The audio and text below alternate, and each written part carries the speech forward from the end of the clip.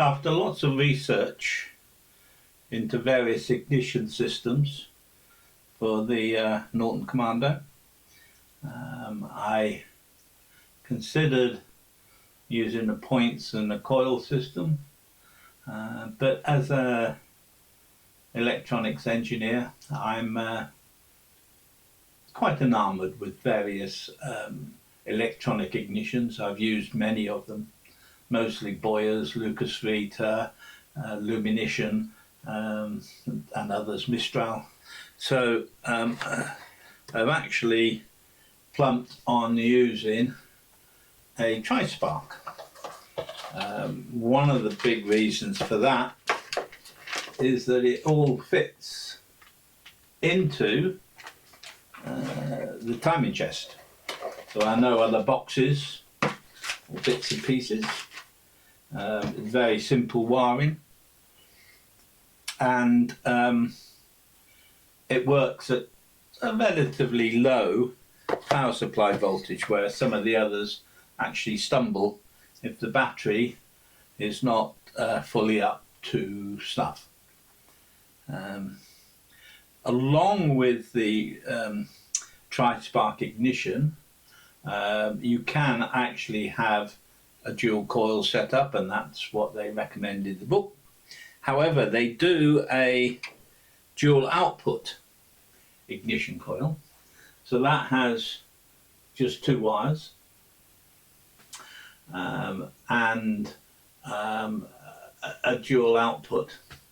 The impedance between the wires is 3 ohms. It's actually written on the side, 3 ohms, which is the bottom limit that the smallest amount of resistance that the tri-spark system can handle, and that's to do with the amount of current flowing through the ignition coil and the size of the transistor switch inside the box. Of course, this coil is more complicated to mount than the dual coil system, which actually just fits on a carrier, or two carriers in fact, that bolt onto the bracket. So what I've actually done is machined a bracket out of aluminium that the coil will fit into, and it sits in the bracket, which bolts up to the bottom of the ignition system of the tank mount. Now there's 4 bolts and 4 screw holes, and this is very slightly tapered so that you get a little bit more clearance under the fiberglass fuel tank, because obviously you don't want anything to up to that. The 2 ignition outputs there's about 15 k ohms between the 2 coil outputs, and they go down to the spark plugs.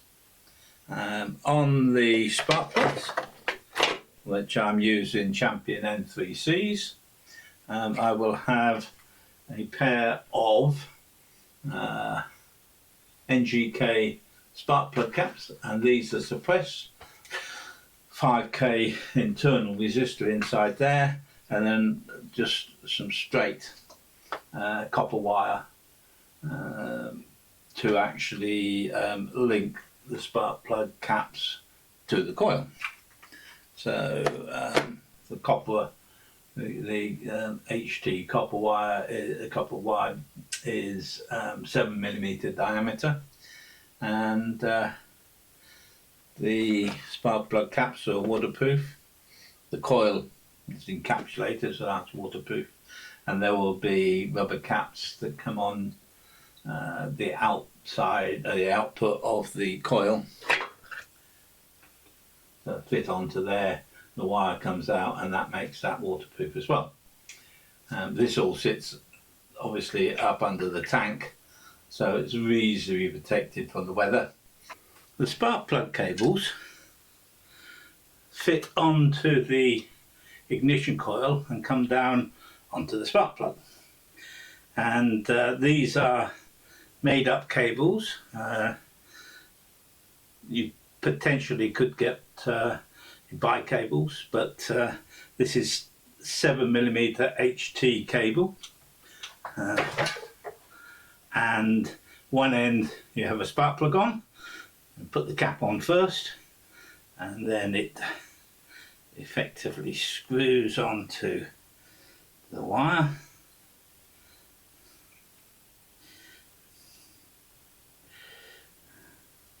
Till it's tight, and then the cap slides down and fits over, and I put a little bit of silicone grease on the cable. The other end is a crimp connection, so you strip the wire back until you've got some copper core, which you bend over and then trap it in there. And then I've used a spark light crimp tool that goes into the vise. So basically what happens is the inside of this crimp tool has got a little V which fits into the slots there, and then the other side molds the crimp such that you get a tight fit. Can't line it up anymore, but you can get a tight fit into the crimp tool. And what it doesn't do, which the pliers tend to do,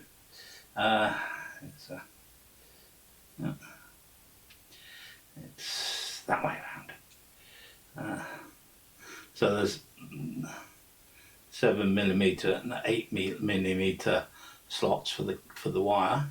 So the crimp clamped up in a vise crimps it together, but it preserves the circularity of this part, whereas using pliers and squeezing them in, this tends to become non-circular. So this then, let me make sure that that is, there we go. So that clips up into the coil, and then the boot goes over the top. And this wire, of course, is very slightly longer than this one, and that fits onto the spark plug somewhere there.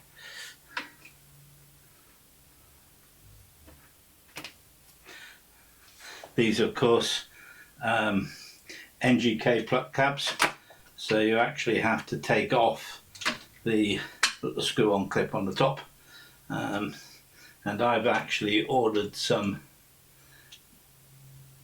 heat protective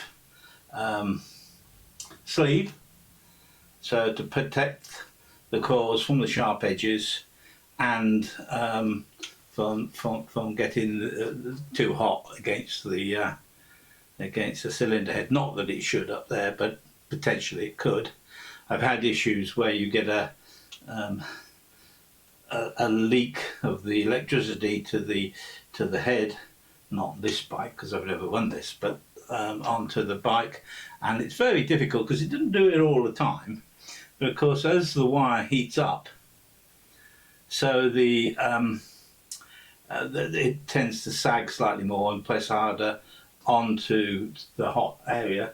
So sometimes it only misses when the engine's really hot, and it's very difficult to try and sort out those sort of issues that you can see.